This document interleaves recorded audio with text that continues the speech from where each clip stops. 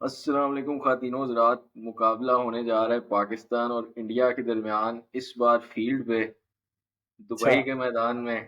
तो special episode कर रहे हैं जी। बात होगी दोनों टीम्स के कॉम्बिनेशन की, बात होगी पाकिस्तान की स्ट्रेंथ्स की, मैचअप्स की, और ज़रा जनरल ऑडियंस को बताएँगे पाकिस्तान और इंडिया की टी20 आई में जो तारीख़ आज तक रही है। तो सबसे पहला सवाल सईद नईम ये है कि जो चेंज अभी हुआ है, डायरेक्ट बात करेंगे, बैटिंग में जो चेंज हुआ है, हारिस 3 पे आ गए हैं ओमान के खिलाफ, क्या कहेंगे? देखें, चेंज तो हुआ है, समझ नहीं आई कि इस चेंज की ज़रूरत थी या नहीं थी। इतना कहूँगा कि देखें, इस चेंज ने बड़ा कन्फ्यूजन कॉज़ कर दिया है, कम से कम मेरे ज़हन में और यकीनन और फैन्स के ज़हन में भी। शायद मैनेजमेंट क्लियर हो, बट इस फैसले से फ़राद कन्फ्यूजन नज़र आई है। एक तरफ मोहम्मद हारिस को पूरी ट्राई सीरीज़ आपने 5 मैच लगातार नीचे के नंबरों पे, कभी 6 पे, कभी 8 पे, कभी 7 पे, अब उसको भेजते रहे। सलमान अली आगा प्रेस कॉन्फ्रेंस में आके कह रहे हैं कि जी हारिस सैक्रिफाइस कर रहा है, इसलिए हम उसकी बड़ी कदर करते हैं। और यानी कि यही नज़र आ रहा था कि आप उसको नीचे के नंबरों के लिए तैयार कर रहे हैं। अगर तो आपको इस बात पे कन्विक्शन थी, तो आज ओमान वाला मैच ही था कि शायद आप उसको नीचे रखते, नीचे के नंबर पे वो रन्स कर देता, तो उससे कॉन्फिडेंस नीचे के नंबर पे खेलने का भी आ जाता। देखिए, इसमें मुझे तो कोई शक नहीं कि मोहम्मद हारिस टॉप 3 में खेलने के लिए एक बड़ा ज़बरदस्त प्लेयर है। मगर आपकी टीम के कॉम्बिनेशन को देखते हुए, अब चीज़ें जहाँ निकल गई हैं कि फ़खर ज़मान नंबर 4 पे आ रहे हैं, और आज जब वो आए और एंड तक जब वो खड़े भी रहे, तो फरहाद उनकी इनिंग्स में नज़र नहीं आया कि वो सेट हुए हैं। जैसे कहते हैं ना, he didn't get going at all, और बिल्कुल ही फँसे हुए से नज़र आए। ज़रूर कुछ लोग जो स्टैट्स के चैंपियन हैं, वो लेके आ जाते हैं कि जी फ़खर के 4 पे स्टैट बड़े अच्छे हैं। तो यार देखिए, इन बातों से इतना फ़र्क नहीं पड़ता, बात एक ऑन द फील्ड क्या नज़र आया है। और अब इस वक़्त आपका कॉम्बिनेशन मुझे फ़िलहाल डिस्टर्ब होता हुआ नज़र आ रहा है, और कहीं न कहीं यूँ लग रहा है कि इंडिया का मैच जैसे ही सर पे आया है, पाकिस्तान की टीम कुछ थोड़े से पैनिक में चली गई है। और मैं थोड़ा अगले सवाल का भी स्पॉइलर दे दूँ, जो 3 स्पिनर वाली भी जो कहानी है, वहाँ पे देखें आप, ट्राई सीरीज़ पूरी में आप 2 स्पिनर लेके गए, फाइनल में आपने 3 खिलाए। ये कहा कि जहाँ कंडीशंस 3 स्पिनरों को सूट करेंगी, हम 3 खिलाएँगे। फिर ओमान के खिलाफ तो फरहाद आप किसी भी फास्ट बॉलर को ना खिलाते, या आप पाँचों फास्ट बॉलर खिला देते, तो रिज़ल्ट मेरा ख़्याल है इसके करीब ही होता जो आज हमें देखने को मिला। तो यार, अब इस वक़्त सवाल कॉम्बिनेशन को लेके बहुत से खड़े हो गए हैं कि जी 3 पे कौन है? ओपन भी कौन कर रहा है? ये मेरा सवाल है। और फिर 3 स्पिनर को लेके भी ज़ाहिर-सी-बात एक सवाल है। तो ख़ैर, हारिस पे आप अपनी राय दे दें, फिर आगे चलते हैं। देखिए, वही बात ये है कि अगर लाना ही था तो पहले ही आप 3 पे खिला रहे होते। उससे मुझे जो एक इश्यू बनता है, फ़खर ज़मान की आज तक 2 से 3 नॉक हैं टी20 आई में। एक वो ऑस्ट्रेलिया वाला 93 है, एक वो ऑस्ट्रेलिया के खिलाफ वो फाइनल में 50 है, और 1-2 और 50 जो ज़रूरी वक़्तों पे आए हैं। तो फ़खर ज़मान का हमेशा से रहा है कि टी20 में नहीं परफ़ॉर्मेंस रही, उसकी बुनियादी वजह यही है कि फ़खर ज़मान टाइम लेते हैं। अब नंबर 4 पे अगर आप आ रहे हैं 15वें ओवर में, तो टाइम लेने की गुंजाइश नहीं है। आपसे तो बेहतर फिर नवाज़ खेल ले उस रोल में, कि नवाज़ उस टाइम पे अगर 2 से 3 ओवर खेल जाता है, जिस फ़ॉर्म में वो है, तो वो बिल्कुल गेम बदल सकता है। तो अब वो 3 पे हारिस को लाने से नीचे बहुत मसले हैं, और फिर आगा आप खुद 5 पे हैं, जिसकी वजह से हसन नवाज़ 6 पे हैं। अगर वो हसन नवाज़ 5 पे होते हैं, तो आगा तो 6 पे नहीं खेल सकता। तो आगा की तो बैटिंग ही नहीं आनी, मतलब खैर 11 पे भी आगा चला जाए, शायद आ जाए इंडिया के खिलाफ। हाँ, लेकिन देखना यही है कि अब आपका मिडिल ऑर्डर क्या है, ये इस चेंज से डिस्टर्ब हुआ है सारा कुछ। बिल्कुल। और सही थिंग, जहाँ तक ओपनरों की बात है, उस पे आप बात करें। देखिए, ओपनर्स पे फरहाद यही है कि अब जब आप हारिस को ले ही गए हैं टॉप 3 में, और मिडल ऑर्डर का सत्यानाश आपने कर ही दिया, जिस तरह आपने अभी कहा, तो मेरे ज़हन में देखें एक सवाल आया कि क्यों ना फिर आप मोहम्मद हारिस से ओपन ही करवा लें और साहिबजादा फरहान को नंबर 3 पे कर लें। इसकी वजह मेरे ज़हन में फरहाद मैचअप्स की वजह से मैं कह रहा हूँ कि मुझे ये लगता है कि अगर पेस को टेक ऑन करना है, ऊपर से आपने बुमराह को थोड़ा टेक ऑन करना है, पांड्या को करना है, तो उसमें मोहम्मद हारिस ज़्यादा वेल सूटेड है कि उसको टेक डाउन करने की कोशिश करे।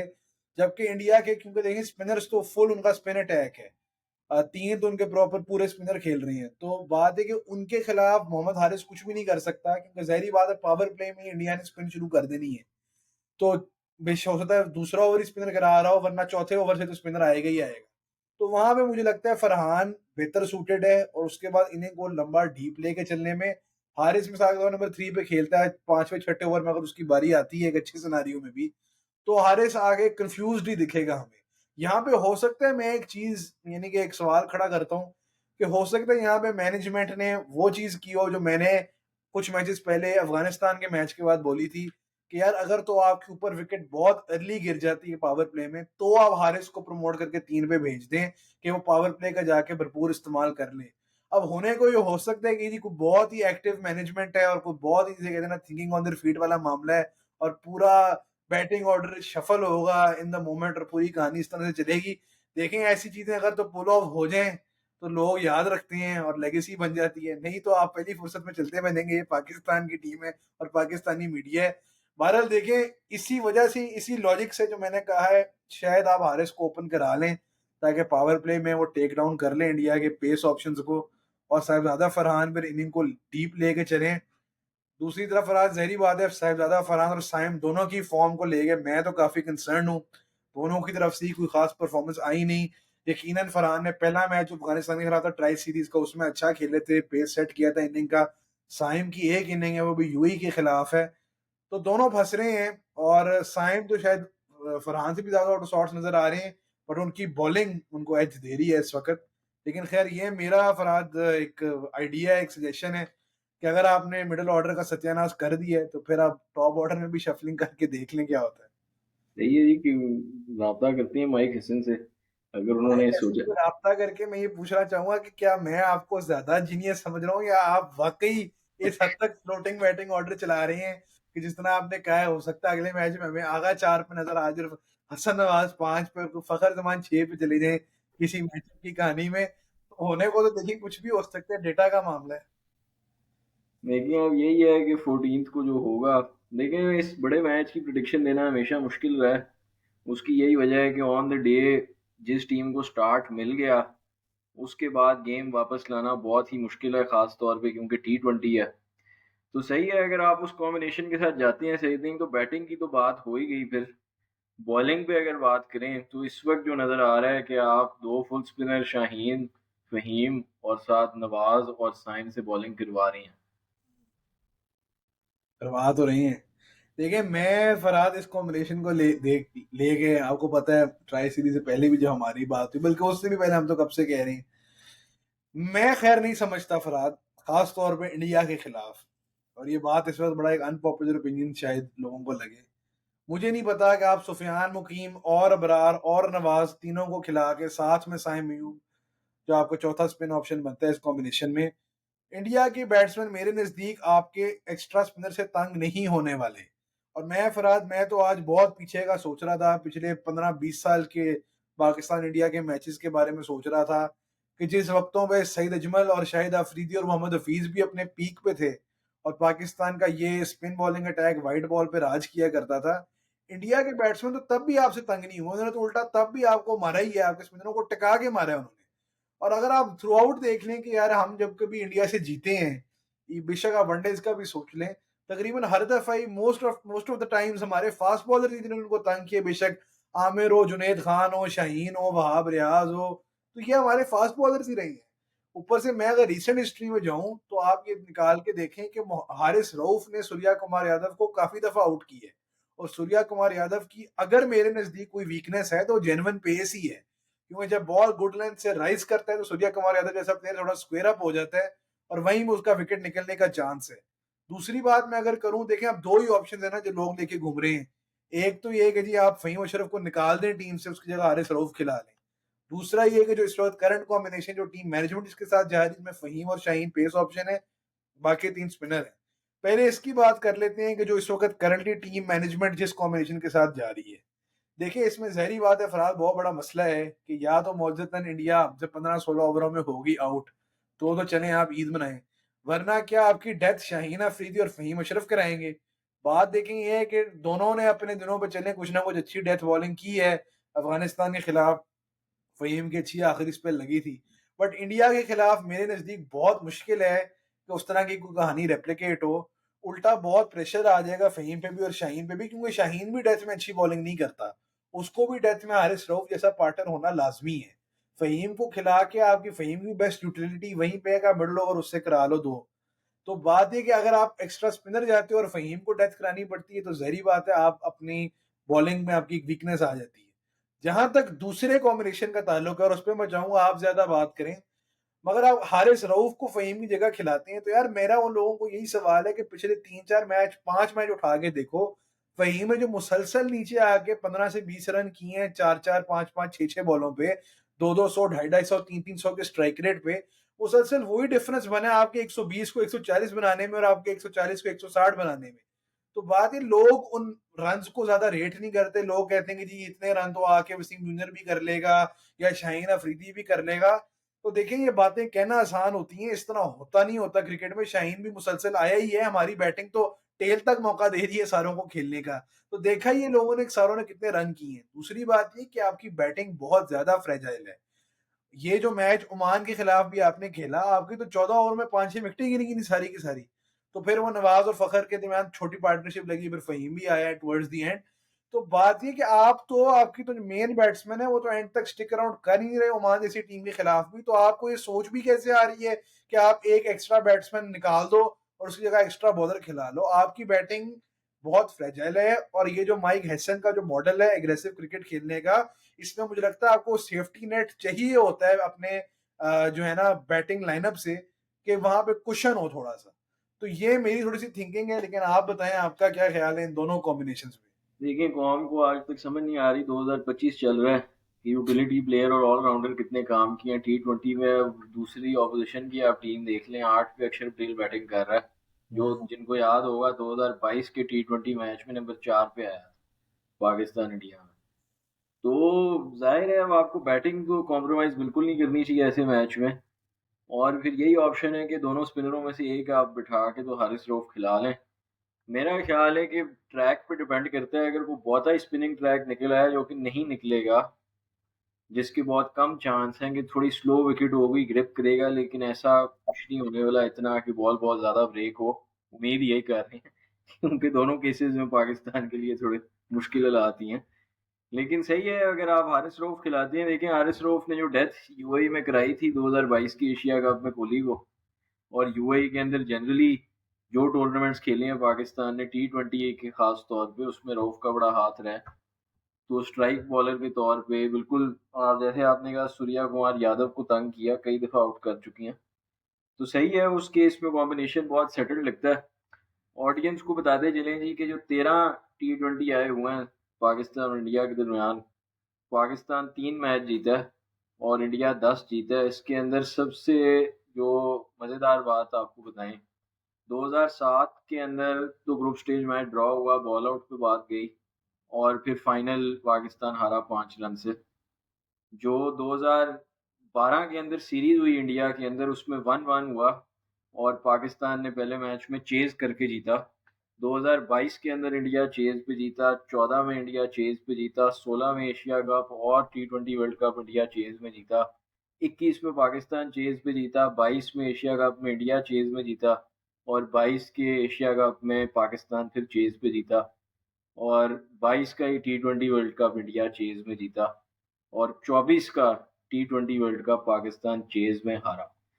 तो रवायत यही रही है, चेजिंग टीम जीती है। लेकिन इसमें जो और समझने की बात है सईद नईम, वो ये है कि 12 के चेज में विराट कोहली नॉट आउट था, 14 के चेज में विराट कोहली नॉट आउट था, 16 के चेज में विराट कोहली नॉट आउट था, 16 के एशिया कप मैच में कोहली 7 रन जब रह गए थे जीतने में तब आउट हुआ, 22 के मैच में जो इंडिया जीती कोहली नॉट आउट था।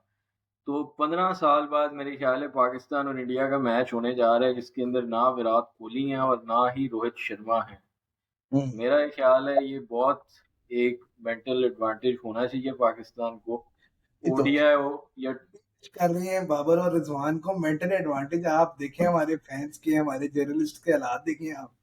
हम भी दो लेजेंड्स को मिस कर रहे हैं, आप टेंशन ना लें। खैर सही में मेरे ख्याल है ये उनकी बैटिंग के लिए बहुत नुकसानदेह चीज़, इसलिए अगर ऊपर से क्विक विकेट्स गिरती हैं तो ऐसा कोई प्लेयर नज़र नहीं आ रहा इस लाइनअप में जो आपको बाकी बड़ी कुछ स्टेबिलिटी दे के डीप ले जाके मैच फिनिश भी कर दे। तो ये एक एडवांटेज है। और आप, हाँ, हाँ जी, नहीं बोलें, आप बोलें। और दूसरी बात ये है कि ये ऐसे मैच का मोमेंटम बदलना भी ऐसे ही एक प्लेयर के हाथ में होता है जो कि नहीं है। तो अगर आप शुरू में जो स्टार्ट है मैच का, इनिंग्स का, वो बहुत ज़्यादा लाजमी है। एंड पे नहीं कहीं ये ना हो आपके कप्तान आके पोस्ट मैच पे बताएं पहले मोमेंटम यहाँ था फिर वहां था फिर यहाँ हुआ। तो मोमेंटम बड़ा लाजमी है। तो मुराद देखें नहीं है। उससे इस सफर में आज हम यहाँ पहुंचे हैं कि सलमान अली आगा से पूछा जा रहा है एग्रेशन पे, तो क्या उन्होंने आगे से जवाब दिया जी कि एग्रेशन जो है गेम का हिस्सा है, वेलकम टू शो एग्रेशन, और फास्ट बॉलर तो एग्रेशन दिखाते हैं। और उनसे ये सवाल पूछा गया कि इंडिया इस वक्त क्या बेस्ट टीम है T20 आए में, तो बजाय ये कहने के कि जी जी डेफिनेटली बड़ी अच्छी क्रिकेट खेल रहे हैं हम भी कोशिश करेंगे, उन्होंने सीधी बात की कि T20 में ऑन द डे ऑफ आप क्या करती हैं वो मैटर करता है, और हम बड़ी अच्छी क्रिकेट खेल रहे हैं 2-3 महीने से, बॉयज बड़े कॉन्फिडेंट हैं, तो देखते हैं कि क्या होता है। तो सही नहीं, बिल्कुल ओवरऑल मैं फिर कहूंगा पैनिक बहुत कर रही है पब्लिक और हमारी ऑडियंस। है यार। बात ये है कि देखें 2 मैच तो होने हैं पाकिस्तान इंडिया के, तो एक तो हम जीत जाएंगे, और अगर फाइनल हो गया तो देखें कुछ भी हो सकता है। देखें 2 हार के भी तीसरा मैच हो सकता है, एंड पे वो तीसरा जीत जाए तो सारे पैसे पूरे हो जाते हैं। बहरहाल देखें, ख्वाहिश तो फराजी के तीनों मैच देखें। आपकी बातों में एक बात बड़ी ज़रूरी लगी मुझे, मैं हाईलाइट करना चाहूँगा कि देखें इंडिया की जो टीम इस एशिया कप में आई है, एक तो इन्होंने 4 महीनों से कोई T20 मैच नहीं खेला हुआ इकट्ठे। दूसरी बात है कि शुभमन गिल आखिरी मिनट पे वाइस कैप्टन बन के टीम में एंट्री है। इनका बैटिंग ऑर्डर पूरी तरह शफल हुआ है। सूर्या कुमार यादव 3 पे खेल रहा है, तिलक वर्मा 4 पे, संजू सैमसन 5 पे गया हुआ है। मेरे नज़दीक इनका बैटिंग ऑर्डर बिल्कुल जिस तरह आपने कहा कि अगर ऊपर से अर्ली विकेट्स गिर जाती हैं, इनको भी बहुत मुश्किल होगी आगे सँभालने में शिप को। और मुझे लगता है कि पाकिस्तान के लिए बेस्ट अपॉर्च्युनिटी यही है। हाँ जी। हमारा हमेशा रहा भी यही है कि जी ऊपर से हमारे बॉलर ने पहली स्पेल में आउट कर दिया। लेकिन इस दफ़ा may be more than ever Farhad ये मामला है कि हाँ जी। 1-2 विकेटें भी अगर ऊपर से गिर गई तो इंडिया का बैटिंग ऑर्डर काफ़ी फ्रेजाइल नज़र आएगा। बिल्कुल पहली दफ़ा है कि इतना बड़ा टूर्नामेंट खेलने इंडिया की टीम आई है, बगैर अपने 2 सुपरस्टार्स के, लेजेंड्स के। देखें इसमें 6 ऐसे प्लेयर हैं इंडिया के जो पहली दफा पाकिस्तान को खेल रहे हैं, हाँ। और बात सिर्फ ये है कि ऑन पेपर या माइंडसेट वाइज जितनी भी टीम स्ट्रांग नजर आ रही है, जैसे अभिषेक शर्मा ने स्टार्ट की है यूएई के खिलाफ, बड़े मैच का प्रेशर बिल्कुल अलग है जो इनमें से किसी ने नहीं खेला। और मेरे ख्याल है उसमें मैं फिर यही कहूँगा स्टार्ट मैटर इसलिए कर रहा है कि आपके पास नहीं है प्लेयर जो बीच में से मोमेंटम वापस खींचें। तो मेरे ख्याल है सही नहीं, फिर यही समझा जाए टॉस जीतें तो क्या करें। देखिए टॉस जीतें क्या करें, बड़ा अच्छा सवाल है। जिस तरह आपने कहा कन्वेंशनली चेस करने वाली टीम को एडवांटेज रहा है इस मुकाबले में। ये एक बड़ा फिलोसॉफिकल होता है जी। अगर आप फॉर्मर प्लेयरों से पूछें तो जी run on the board, pressure डालें और डिफेंड फॉरमैन करें प्लेयर्स को छोड़े तो। सही नहीं, वो तो ओवरकास्ट कंडीशन में टॉस जीत के बैटिंग भी कर लिया करते। यानी वसीम अकरम बड़े जी ट्विटर पे शोर मचा रहे थे अफगानिस्तान के खिलाफ, जब साइम ने बॉलिंग ओपन की कि जी ये क्या हो गया है, तो फिर उधर से विकेटें गिरी हैं, सारे स्पिनरों ने ले ली हैं, तो वसीम अकरम साहब ने कहा कि मैं अपनी बात वापस लेता हूँ। तो देखिए मैच देखते हैं नहीं यार, मैं बहुत रिस्पेक्ट करता हूँ, हम कौन होती हैं इस तरह किसी भी क्रिकेटर के बारे में मैं बात करूं। बट बात यह फरहाद के बेशक शुएब अख्तर हो या वसीम अकरम हो, यार आप लोग मैच तो देखते नहीं हैं, और बस आप लोग जो है ना जो एक ओवर देख के बातें बना लेते हैं, और बस पूरे पूरे देखें स्पेस करके पूरी पूरी कैंपेनें रन के पूरे पूरे प्लेयरों के करियर बर्बाद कर देते हैं यार। तो देखिए मैं सिर्फ ये कहूंगा कि बात करने से पहले पूरा मैच देखा करें, सिचुएशन को समझा करें। आपकी बातों को लोग बहुत सीरियसली लेते हैं, तो खुदा का वास्ता है इस तरह जो है ना इररिस्पॉन्सिबल कमेंट्स और रिमार्क्स ना दिया करें। बारह सवाल आपका था नहीं कि लेकिन मैं शहीद नहीं ये, एक तो शुएब अख्तर साहब, आपने अगर एशिया कप में को बात की, मतलब कौम को पागल बनाया हुआ है, 130 नहीं होगा, ये नहीं होगा, वो नहीं होगा। जितने मैच आपके पसंदीदा खिलाड़ियों ने खेले हैं अफगानिस्तान के खिलाफ 130 मर मर के चेज हुआ है। और नहीं दूसरा बट शुएब मलिक जो उस दिन बैठ के, आपका इशू ये है कि 5 बॉलर होने चाहिए टीम में। मेरे भाई आप कप्तान थे तो आप 5 बॉलर नहीं खिलाते, अब आपको 5 बॉलर खिलाने याद आ गए हैं। पता चैंपियंस ट्रॉफी, उन्होंने अर्ज किया है कि चैंपियंस ट्रॉफी हम हारे इसलिए हैं, ये गलती थी कि 5 बॉलर नहीं खेल रहे थे। अब वो उन्हें वो बैटिंग नहीं नजर आई जो ऊपर से 21 बॉलों पे 2 रन हो रहे थे, और सारा उन्होंने बॉलिंग पे डाल दिया। और वसीम अकरम साहब, मतलब मैं इसके बाद अब क्या ही बात करूं। कमाल है यार, या तो 1990 का कोई वनडे इंटरनेशनल और होगा जी, आपने 5 जेन्युइन बॉलर लेके जाने हैं। वो बैटिंग आपके बेशक अब अपने उन जिसे कहते हैं ना फिजिक्स और केमिस्ट्री और किंग और क्वीन को वापस भी डाल लो तो यार आपके बैटिंग के क्या हालात थे। मैं क्या थक गया हूँ यार। आप 2021 का वर्ल्ड कप उठाओ, आप 22 का वर्ल्ड कप उठाओ, वहां पे होता फास्ट बॉलर ऑलराउंडर। मैं लिख के देता हूँ यार, तब भी कहता था, अब भी कहता हूँ, रिजल्ट फर्क होता है। सारी बात टीम के बैलेंस की होती है। अगर उस फहीम अशरफ के खेलने से टीम का बैलेंस बेहतर होता है तो यार ये बात शायद लोग नहीं समझती, ये बात मैनेजमेंट समझती है अभी तक। मुझे उम्मीद है फरहाद के मैनेजमेंट अपने फैसलों पे कायम रहेगी। इसी वजह से आज कहीं ना कहीं मैं डिसअपॉइंट हुआ जब मैंने देखा कि हारिस टीम पे आया, कि वो मुझे यूं फील हुआ कि मैनेजमेंट भी अब लोगों की बातों का परिचय ले ऐसे रही ही है है। और अपने माइंडसेट और अपने कन्विक्शन से हट रही है। फिर भी मैं थोड़ा सा डाउट देता हूँ कि शायद ये कोई फ्लोटिंग ऑर्डर की कहानी है। बहरहाल टॉस पे आए अगर कि क्या करना चाहिए, देखिए मेरा कंसर्न पाकिस्तान की चेजिंग एबिलिटी को लेके बहुत ज्यादा है। इंडिया के जब वहां से 3 पूरे पूरे स्पिनर लगेंगे, हम क्या करेंगे? मेरा बहुत बड़ा सवाल इसी के हिसाब से। देखिए अगर 180 190 इंडिया लगा देती है, 180 प्लस का टारगेट है और 3 स्पिनर उनके अटैक कर रहे हैं, जसप्रीत बुमराह उनका बॉलिंग ओपन कर रहा है, तो कैसे होगा 180, कैसे होगा 190? और दूसरी तरफ देखें, इसमें ये भी एक सवाल है जिसके बारे में फिलहाल मेरे पास इंफॉर्मेशन पूरी नहीं है, मैं गलत बात करूंगा नहीं। वो है ड्यू फैक्टर को लेके क्या सूरत हाल है। तो देखें अक्टूबर नवंबर में जाके तो ड्यू पड़ती है दुबई में। और जो 2021 का वर्ल्ड टी20 का मैच जिसमें हमने 152 फॉर जीरो भी किया, उसमें ड्यू का लेना देना था। शायद लोगों को ये बात पसंद ना आए, ड्यू का लेना देना था। तो अब यहाँ पर कहना मुश्किल है। देखें जनरल सेंस तो यही कहती है कि जी चेज करें, ठीक है, लेकिन मैं सिर्फ यही कहूंगा अगर अगर तो बहुत रैंक टर्नर है हम्म। तो फिर पहले बैटिंग करनी चाहिए, वरना आप चेज ही करें। लेकिन क्योंकि अगर रैंक टर्नर है, बहुत ही जिसे कहते हैं ना फंसा हुआ लो स्कोरिंग मैच होना है, हमसे नहीं होगा चेज, पाकिस्तान से चेज मुश्किल ही होगा। तो ये मेरा अंदाजा है। बहरहाल मतलब थोड़ा दो सिचुएशन है और पिच पे भी डिपेंडेंट है। मेरा जो अपना ख्याल है कि रैंक टर्नर नहीं होगा। हम्म। पाकिस्तान इंडिया का मैच है, थोड़ी स्लोइश विकेट जरूर होगी, बट मेरा ख्याल है कि 160 टाइप 160 बॉल विकेट होगी। ठीक है। क्या क्या क्या कह रहे हैं? 160 ही गया मैंने भी। हाँ, तो 160 टाइप वाली विकेट मुझे लग रही है। 160 टाइप विकेट पे आपको चेस करने के लिए चले जाना चाहिए मेरे ख्याल से। लेकिन जाहिर बात है थोड़ा देखना होगा। एंड पे ये भी है कि पाकिस्तान किस कॉम्बिनेशन के साथ जा रहा है। अगर तो यही है कि जी शाहीन और फहीम सिर्फ डेथ करा रही हैं तो फिर अल्लाह खैर करे, फिर तो नहीं होना आपसे डिफेंड। तो मेरा ख्याल है इस टीम के लिए बेहतर ही है कि चेस के लिए जाएं और उम्मीद ये करें कि जी रैंक टर्नर ना हो। और हमारे जो कुछ प्लेयर्स हैं जिनके बारे में फरहाद आपने मैंने दोनों ने बात की, आगा है, फखर है, हसन नवाज है, जिन्होंने स्पिन को टेक डाउन करना है, इन तीन में से मेरा ख्याल है किसी दो की बड़ी परफॉर्मेंस अगर आ जाती है इंडिया के खिलाफ तो पाकिस्तान कर जाएगा। इंडिया की एक थोड़ी सी न्यू लुक टीम है। तो मेरा ख्याल है कि यार हालांकि ऑन पेपर इंडिया की टीम कहीं ज्यादा सेटल्ड इन द सेंस कि यार ये प्लेयर खेलते आ रहे हैं मुसलसल, हम्म। लाइनअप ऑर्डर तो ऊपर नीचे हो गया है। तो बहरहाल मुझे लगता है कि यार पाकिस्तान अच्छा चैलेंज दे सकती है अगर तो कुछ चीजें डे ऑफ पे हमारे यहाँ चली गई। चलिए मैं सीखने में एक और बात, मेरा ये ख्याल है कि उस दिन आपका कुलदीप यादव को अटैक करना बड़ा लाजमी है। अगर तो आपके किसी एक प्लेयर ने, हैं, कौन करेगा? फखर? नहीं फखर जमान, मैं वैसे ही अगर आगे ने भी जैसे राशिद को अटैक किया, आपके किसी एक प्लेयर ने कुलदीप यादव का एक ओवर टेक डाउन कर दिया हाँ, तो गेम बहुत ज्यादा बदल जाएगी। मुझे तो डर अक्षर पटेल का है। और मुझे ये लगता है कि हम शायद कुलदीप को मैनेज कर दें। वरुण चक्रवर्ती पे तो मुझे उम्मीद है कि एक्चुअली हम ठीक ही कर देंगे।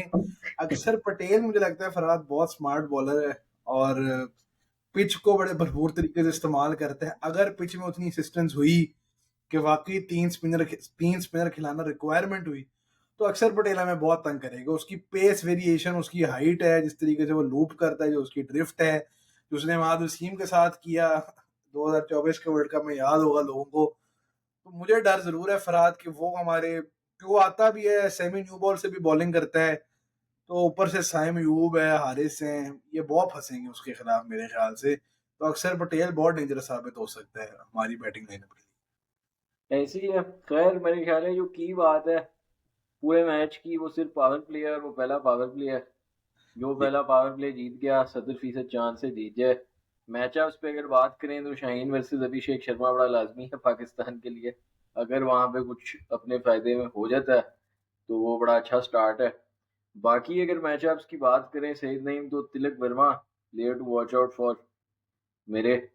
बाकी खैर दुआ तो यही रहेगी कि किसी को ना देखना पड़े इतना, जैसे किंग्स 11 ने वो तस्वीर लगाई है और फिर कराची किंग्स ने लगाई है। यार बेशर्मी है, देखें अब आप खेलने देखिए आ। इरफान पठान और वीरेंद्र सहवाग अगर सुन रहे हैं, हाँ। इरफान पठान और वीरेंद्र सहवाग अगर सुन रहे हैं तो देखिए आपको शर्म आनी चाहिए, और आप डूब मरने का मुकाम है कि इतनी बकवास करने के बाद कि मैच नहीं होना चाहिए। अब आप थोड़ी सी कमेंट्री की गिग के पीछे आप उठ के वहां पहुंच गए हैं, आप में इतनी गैरत हो कि आप उधर बैठ के आंखें बंद करके मैच देखें, तो फिर मैं मानूंगा। कमेंट्री करने और खामोश होकर बैठ जाए, इसके लिए इरफान पठान ने खास रिक्वेस्टें की हैं कि उनको कमेंट्री पैनल में शामिल किया जाए। बहरहाल देखें यार फरहाद, इसी वजह से शायद ये बहुत सिग्निफिकेंट मैच है। हालांकि एशिया कप का ग्रुप स्टेज का मैच है, लेकिन जो हालात जो मामलात पिछले 3 महीने में हुए, उसके बाद से पहला पाकिस्तान इंडिया का टाकरा है। और यकीनन जो दोनों कप्तानों की तरफ से स्टेटमेंट्स आएंगे, जो रवैया था एक दूसरे के साथ, मुझे तो लग रहा है कि फरहाद थोड़े से स्पार्क्स फील्ड पे भी हमें नजर आएंगे। बिल्कुल होने चाहिए जी, बिल्कुल होने चाहिए। दौर चला गया है जी होलसम क्रिकेट का, हाँ। बदमाशी का दौर आ गया। तो कह रहे हैं जी बदमाशी आम हो गई है। देखें बदमाशी के साथ थोड़ी परफॉर्मेंस हो जाए तो इस पे मैं खुश हूँ। पावर प्ले की फरहाद आपने बात की, देखें मुझे डर हमारी बैटिंग का है और मुझे डर हमारे ओपनर्स का ही है, क्योंकि दोनों ने यार देखें फरहाद इकट्ठे खेल के वेस्ट इंडीज की सीरीज के बाद कुछ भी नहीं किया हुआ। और ऐसे नहीं है कि दोनों में सलाहियत नहीं है, सलाहियत तो यकीनन है। बट पता नहीं फरहाद क्या, मुझे मुझे लग रहा है कि कहीं ना कहीं टेक्निकल मसाइल भी दोनों के एक्सपोज हुए हैं, और कहीं ना कहीं बहुत ज्यादा जिसे कहते हैं ना ओवर कर रहे हैं अपना एग्रेशन लेकिन वाली। नहीं, आपको पता है दोनों में से एक को तो मैं कंप्लीट प्लेयर नहीं मानता अभी भी, आज भी। और आप वो तो नहीं, आपको पता है कौन है, दूसरे पे हम एशिया कप के बाद तक फैसला महफूज कर रहे हैं। नहीं वो करेंगे आप, लेकिन यार देखें बात हुई है फरहाद की, इस एशिया कप में पूरा भी रन किसी को नहीं दिया जा सकता अगर वो परफॉर्म ना कर रहा हो, क्योंकि जैसे बड़ा ही जरूरी है पाकिस्तान टीम के लिए कम से कम इस एशिया कप का फाइनल खेलना। वरना हमें पता है कि किन लेजेंड्स की वापसी होगी इस टीम। देखिए, और मैं हाँ, फरहाद हरगिज देखे मेरे, मैं एक बात करूं यहाँ पे, मेरे ख्याल में इस एशिया कप की जाहिर बात है इंपॉर्टेंस है, एक मल्टी नेशन का मैं यही टूर्नामेंट है, कहने लगा था। लेकिन वर्ल्ड कप काफी दूर है अभी, और लोगों को ये बात समझ नहीं है। कभी भी ये जो पाकिस्तानी टीम है, ये जो एक नया माइंडसेट है, और मैं समझता हूँ कि बिल्कुल ठीक माइंडसेट है। आज इंग्लैंड की टीम ने 300 किया है साउथ अफ्रीका के खिलाफ T20 में, आप तो यार इस वक्त 200 करने के काबिल भी। और मैं ये नहीं कहता कि ये जो आपकी करंट लॉट है ये बिल्कुल रेडी है 200 प्लस की क्रिकेट खेलने के लिए, बट कम से कम वो माइंडसेट और वो जो बेस बिछानी होती है उस तरह की क्रिकेट खेलने के लिए कंसिस्टेंटली, वो आप कर रहे हैं। और ये जो एशिया कप है ये उस प्रोसेस का एक हिस्सा है। मैं दोबारा यही बात करूंगा कि यार अगर मैनेजमेंट को इन इन लड़कों इस पूल पे कन्विक्शन है, तो आप इनको मुकम्मल बैक करें, मुकम्मल इनको रन दें, और इन लड़कों को उनकी रोल्स पे क्लैरिटी दें। देखिए हम ये जो बाहर बैठे हुए ना, कहना आसान है, हारिस ऊपर चला गया, हारिस 6 पे, हारिस 7 पे, हारिस 8 पे। बात है कि जो भी बात ड्रेसिंग रूम में अगर तो प्लेयर के साथ क्लियर कम्युनिकेशन है, और प्लेयर का ये डिफाइंड रोल है और वो रेडी है उस रोल में परफॉर्म करने के लिए, तो देखें इसमें कोई बुराई नहीं है। एंड पे टीम जीतती है, टीम खेलती है।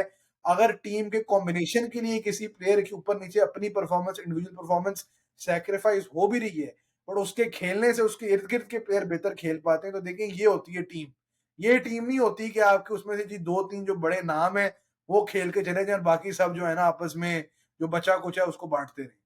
तो देखिए टीम अगर पाकिस्तान ने बनना है, तो इस मैनेजमेंट का, इस कप्तान का स्ट्रांग होना बड़ा जरूरी है। और जिस तरह आपने कहा कि मुझे भी पसंद आया आगा सलमान का जो एटीट्यूड था मीडिया टॉक में, और लग रहा है कि पाकिस्तान टीम खेलने आई है, सिर्फ जिसे कहते हैं ना किसी को किसी के सामने बिछने नहीं आई। तो उम्मीद है फरहाद के करेंगे परफॉर्म। लेकिन मैं ये कहूँगा कि मैं सच्ची बात है ओमान के खिलाफ परफॉर्मेंस से डिसअपॉइंट हुआ। और बैटिंग में मुझे कुछ यूं ही लगा कि यार किसी को स्टार्ट मिला नहीं, बड़ी स्टॉप स्टार्ट किस्म की पाकिस्तान की बैटिंग इनिंग थी। पिच भी स्लो थी, किसी ने पिच की पेस को कुछ खास समझा नहीं। हारिस जब समझ भी गए तो एक टिपिकल हारिस फैशन में आउट हुए, और बाकी कोई तो गेट गोइंग ही वाली बात ही नहीं थी। और कहीं ना कहीं मुझे लगा आप इतनी मीठी बॉलों पे आउट होते रहे कि यार वो बस आप ओवरडू कर रहे थे चीजों को, वो जो एक एग्रेशन वाला माइंडसेट आप उसको बहुत ओवरडू कर गए, जिसकी वजह से आपके 2 से 3 पेयर ऐसी बॉल्स पे आउट हुए। आगा सलमान और फहीम अशरफ तो ऐसी बॉलों पे आउट हुए कि यार वो तो पाकिस्तान में शायद गिली का बच्चा ना आउट हो। तो जाहिर बात है इस तरह के डिसमिसल्स किसी प्लेयर को डिफाइन नहीं करते। लेकिन पाकिस्तान टीम के लिए ज़रूर एक सवालिया निशान है कि यार अगर तो आपने इंडिया के खिलाफ फाइट पुटअप करनी है, इस तरह की फजूल गलतियां करने की कोई गुंजाइश बिल्कुल ऐसी है सही नहीं। जहाँ तक बात रही टीम की, तो ज़ाहिर है कप्तान का रोल बड़ा लाजमी है, और अभी तक आगा सलमान बहुत अच्छा सरंजाम दे रहे हैं। जितने वो एक्टिव फील्ड पे हैं, जिस किस्म की फील्ड प्लेसमेंट्स थी खास तौर पे अफगानिस्तान वाले फाइनल में, जो बॉलिंग चेंजेस चलते आ रहे हैं, तो अभी तक तो अच्छे असरात नज़र आ रहे हैं। और बाकी जहाँ तक आपने ओमान वाले मैच की बात की, देखें वो एक जैसे एक हमारे लेजेंड ने कहा था, चैंपियन टीम की तरह नहीं खेली टीम। तो वो आपको बड़ी कमांडिंग और डोमिनेटिंग किस्म की बैटिंग वहाँ करनी चाहिए थी। खास तौर पे अगर आप टॉस जीत के आपने बैटिंग ले ली है, तो आपके जहन में कम से कम 180-90 होना चाहिए था। और ये ऑल आउट अटैक की बातें अगर ओमान के खिलाफ पूरी नहीं होनी थी तो कहाँ होनी थी। नहीं। लेकिन हालात ओवरऑल मैं फिर कहूँगा बड़े अच्छे हैं। अच्छा। और देखें, एक एक मैच नहीं है, 2 मैच हैं, इसको इस तरह सोचा जाए, कम से कम 2 मैच हैं। तो देखना यही है कि किस माइंडसेट के साथ टीमें फील्ड में उतरती हैं और स्टार्ट कैसा लेती हैं। बाकी ज़हीद में एक और बात आपको कर दें, बहुत ज़्यादा चांस है कि पाकिस्तान और इंडिया में से एक फाइनल में और दूसरी टीम अफगानिस्तान हो। इसके लिए आप तैयार रहें, इसके लिए आप बिल्कुल रेडी रहें, क्योंकि देखें बड़ी अफगानिस्तान, हाँ? ये तो बड़ी प्रेडिक्शन आ गई है आपकी। नहीं, ये इसका बहुत ज़्यादा चांस है और आप ये देखेंगे। और कल के मैच में बड़ा कुछ 14 तारीख के मैच, देखिए अफगानिस्तान इंडिया को तो हराना नहीं, वो तो कह के आती है we are the second best team in Asia, उनकी तो सोच ही वहां तक जाती है सेकंड बेस्ट होने तक, ये रनर्स अप होने तक। और देखें तो फिर पाकिस्तान ही है जो आप कह रहे हैं नॉकआउट होके बाहर होने को, तो कुछ भी हो सकता है।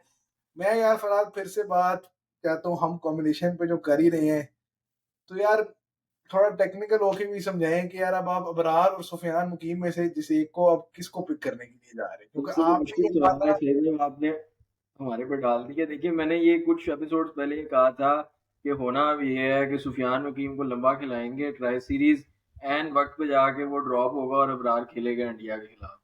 और अगर ये, मैं फिर बता रहा हूँ, अगर ये उल्टा होता है कि अबरार पूरा खेल रहा होता, तो एंड पे इन्होंने यही करना था कि एक मैच मुकीम को दे के मुकीम खिला लेना था। देखिए, मेरा ये ख्याल है कि आप सुफियान मुकीम के साथ ही जाएं। ठीक है, मैं मेरा ख्याल है अबरार के साथ जाना चाहिए। मुझे लगता है कि यार ऐसे मैच में अबरार का थोड़ा सा ज्यादा एक्सपीरियंस है। हाँ, वो वो आप बात आपकी सही है। खास तौर पे अगर आप उन दोनों में से एक ही खिला रहे हो, और बाकी हाँ, जहाँ तक उन दोनों में से एक खिलाने का ताल्लुक है, तो यार मैं तो उस पर बड़ा क्लियर हूँ फरहाद के। देखिए जहरी बात है, अगर आपके आखिरी के 4 ओवर फास्ट बॉलरों ने करानी है, और ऊपर से भी आपके कह रहे हैं 4 ओवर फास्ट बॉलरों कराते हैं, या आप जैसे पावर प्ले में आप कह लो 4 ओवर पेसर निकाल जाते हैं आपके पहले 7 में से 4 ओवर, पर पीछे आपके कितने ओवर बच गए? फिर पीछे आपके बच जाते हैं तकरीबन 9 ओवर। ऐसे ही है ना? कितने बच जाते हैं? 11 ओवर बच जाते हैं आपके।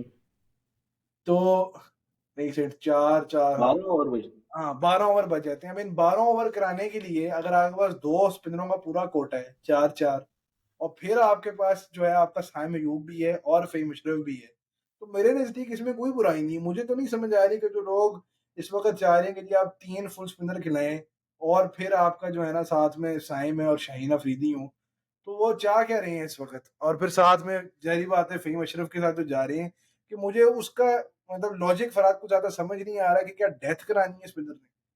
ठीक है ना? मैं दोबारा उसी बात पे आ रहा हूँ कि मेरी एक्चुअली समझ से बाहर है कि जो लोग मुसलसल ये शोर मचा रहे हैं, और फिर एंड पे अगर एंड ऑफ द डे अगर आपने ये करना है, और मैं सिर्फ इस बात पे खत्म करूंगा इस पॉइंट को, अगर मैनेजमेंट ने ये हरकत करनी है ना 3 स्पिनरों वाली, फिर आप फ़हीम अशरफ को बिठा दें और फिर आप खिलाने हारिस रऊफ को, फिर आप कर दें कॉम्प्रोमाइज़ अपनी बैटिंग को, क्योंकि मैं वाक़ई नहीं समझता कि पाकिस्तान उस पेस अटैक के साथ जिसमें शाहीन और फ़हीम है, उसके साथ कुछ ख़ास कर पाएगी, कुछ ज़्यादा उखाड़ पाएगी।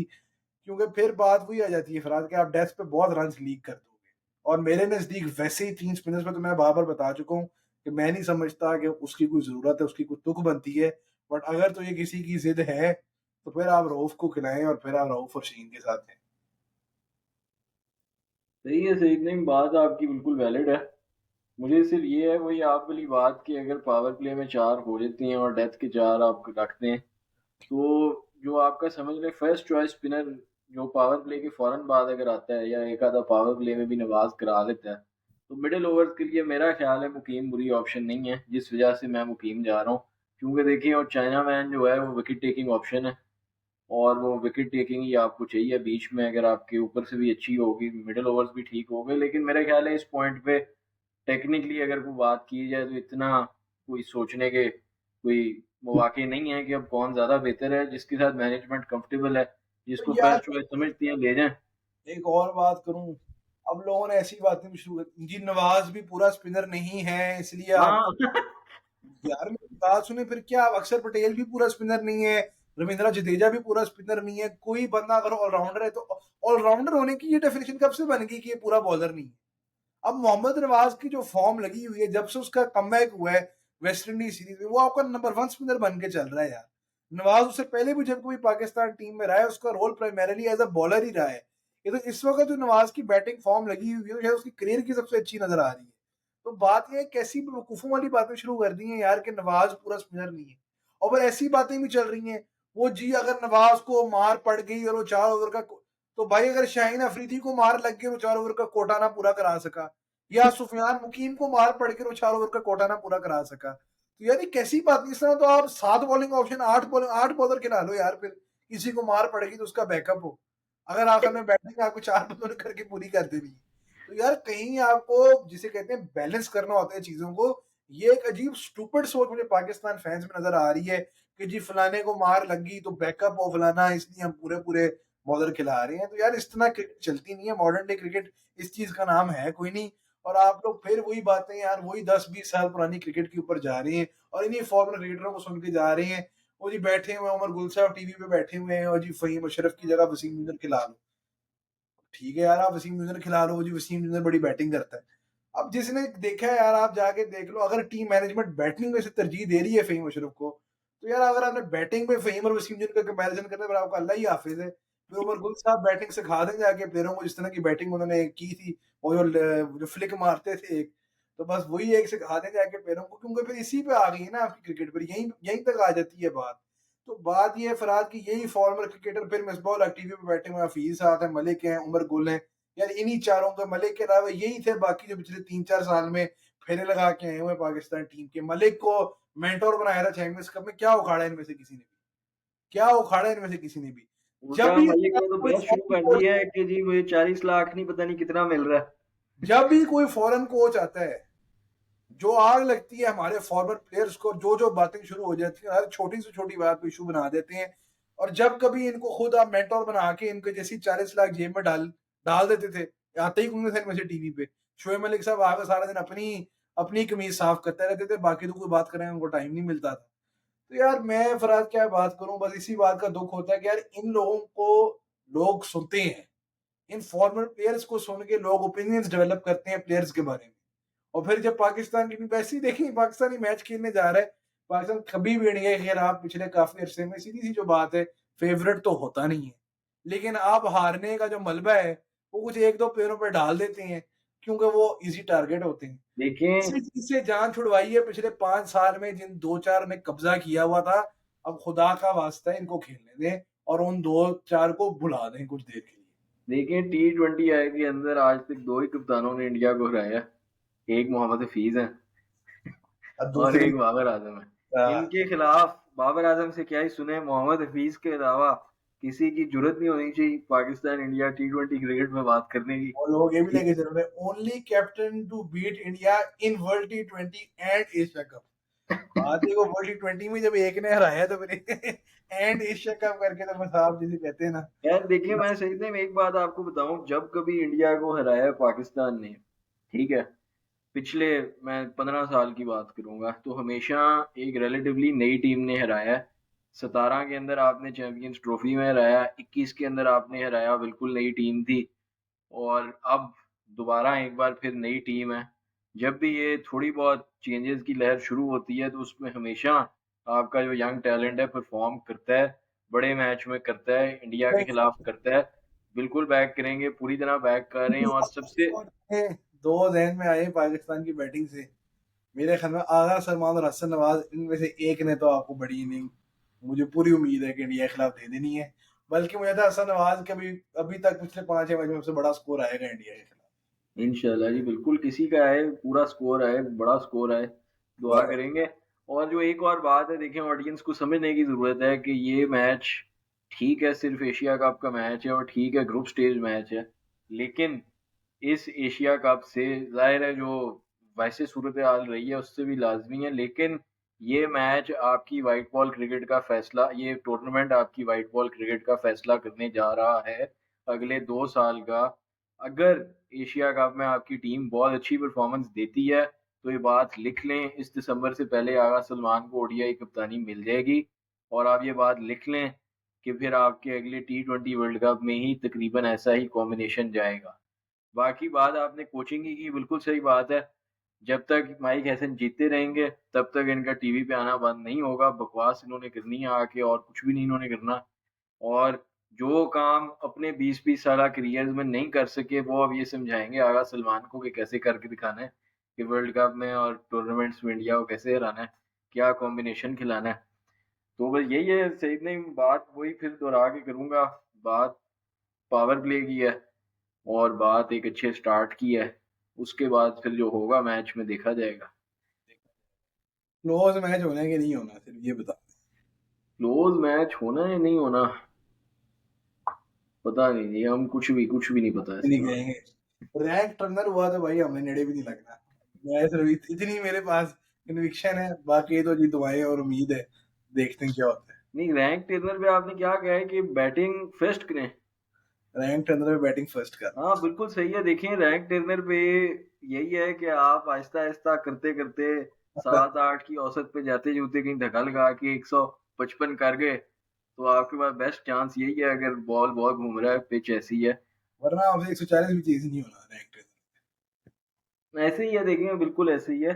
और खैर जो हमने एक स्टैट दिया है कि जी चेजिंग में जीती है, उसमें एक चीज़ ज़हन में रखनी चाहिए ऑडियंस को कि वो चेजिंग में जीता मोस्टली इंडिया ही है। और वहां पे भी उस एक विराट कोहली का बड़ा अहम रोल रहा है तकरीबन थ्रू आउट ही।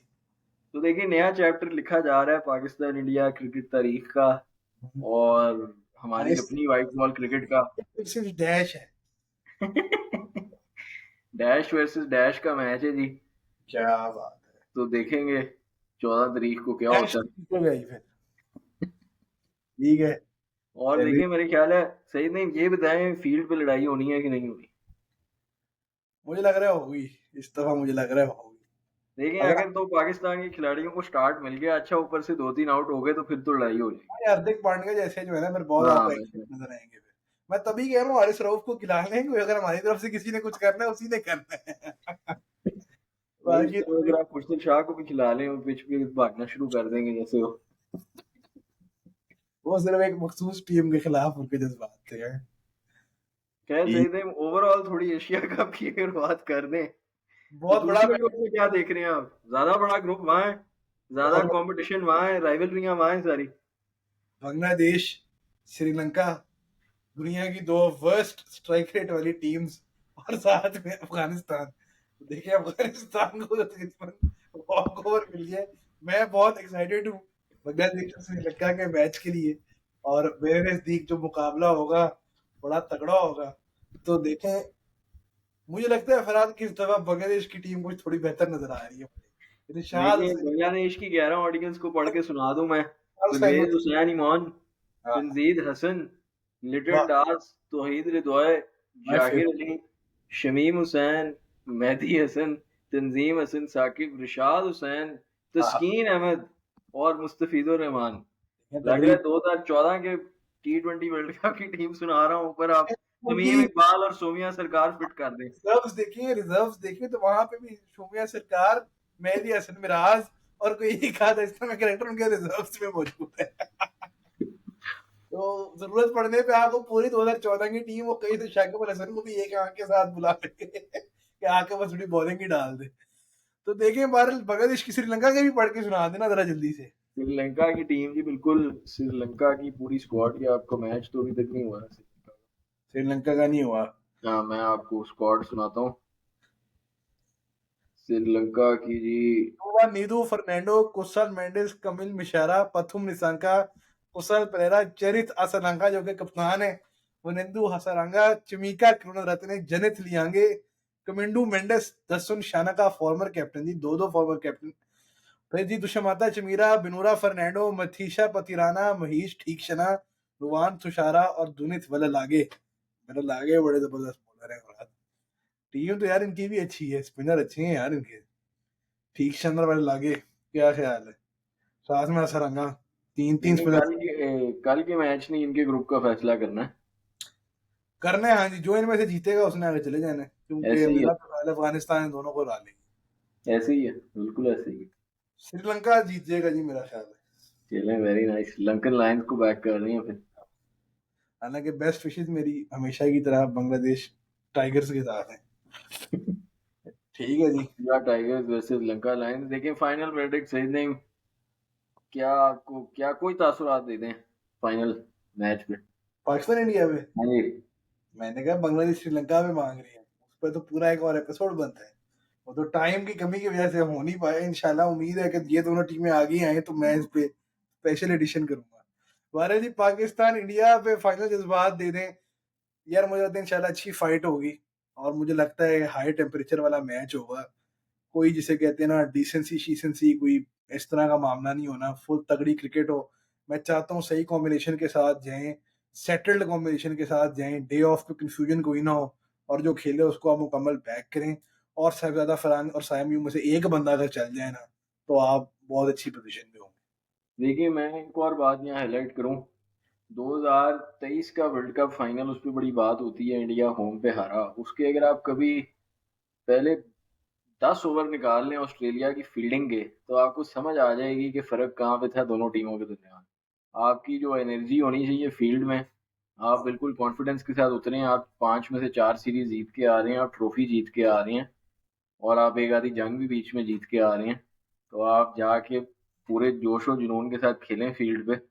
और स्टार्ट की बात है, एक और फैक्टर सही नहीं, जो आखिरी बात मेरे ज़हन में थी कि ये फ्लोटिंग अगर आप कोई ऐसी चीज़ करती हैं, मिसाल के तौर पे कि आप हसन नवाज को थोड़ा ऊपर भेजती हैं, तो इशू फिर ये होता है कि वो फ़खर जमान नीचे जाता जाता जाता, वो फ़खर जमान ने कहाँ तक जाना है। जी जी सही बात है, और आगा सलमान पे भी सेम चीज अप्लाई होती है। ये मसला है कि नीचे वालों का ऊपर कर सकते हैं, ऊपर वालों का नीचे नहीं कर सकते। तो ये कहीं ना कहीं लिमिटेशन है इसमें। हो सकता है अगर तो सिचुएशन ऐसी है कि जो ओवर काफी गुजर गए हैं, फिर मैं तो समझता हूँ कि फखर और आगा शायद नवाज और फहीम के भी नीचे आ जाए। अगर तो ऐसी सिचुएशन हो जाती है, लेकिन ऐसी सिचुएशन बड़ी अच्छी सिचुएशन होगी। देखिए मैं बिल्कुल दुआ ये करूंगा आगा सलमान अटैक करे जिस तरह करता आ रहा है बड़े स्पिनर्स को। जो अरे शॉटें आगा ने राशिद खान को मारी हैं, और जिस तरीके से हमने कहा था कि आपने राशिद को अटैक कर दिया, तो अफगानिस्तान से मुश्किल ही कुछ हुआ। यार कुलदीप के खिलाफ तो पाकिस्तान ने फंसना है फिलहाल, लेकिन इस तरह नूर अहमद के खिलाफ पूरी ट्राई सीरीज में एक बाउंड्री नहीं नहीं, थी। मैं ये कह रहा हूँ कुलदीप यादव को अटैक कर दिया तो बस गेम वहीं खत्म। तो फिर तो आप ले गए, मतलब तो आप कर जाओगे। अगर आप कुलदीप देखें, मसला पता है क्या है, मैं फिर मैं आखिरी बात, ये नहीं बताया। मसला ये है कि T20 के अंदर अब दो ऐसे बॉलर हैं जिनको आप पिछले इतने सालों में 4 ओवरों में 20, 4 ओवरों में 18 आप ये करते आ रहे हैं। आपको कम अज कम अब ये मिनिमम मैं बता रहा हूँ कि 28 रन तो आपने करनी है उनके दोनों के 4 ओवरों के कोटे पे। करेंगे तो ही आप जीतेंगे, नहीं तो वही किया जो 2024 में किया था, तो फिर भूल जाए। बारह जी बुमराह को भी किस तरह खेलना है, मैं तभी कह रहा हूँ हारिस ही शायद आपकी एक वेपन है उसके खिलाफ। बारह देखते हैं जी, हमने काफी 40-50 मिनट लगाए हैं जी दोबारा, और सारे पहलू कवर किए हैं अपनी तरफ से। उम्मीद है लोगों को कुछ समझ आया होगा, बेशक पसंद आया हो या ना आया हो। देखते हैं, 3 मैच ऊपर से होपफुली इंडिया के खिलाफ होंगे।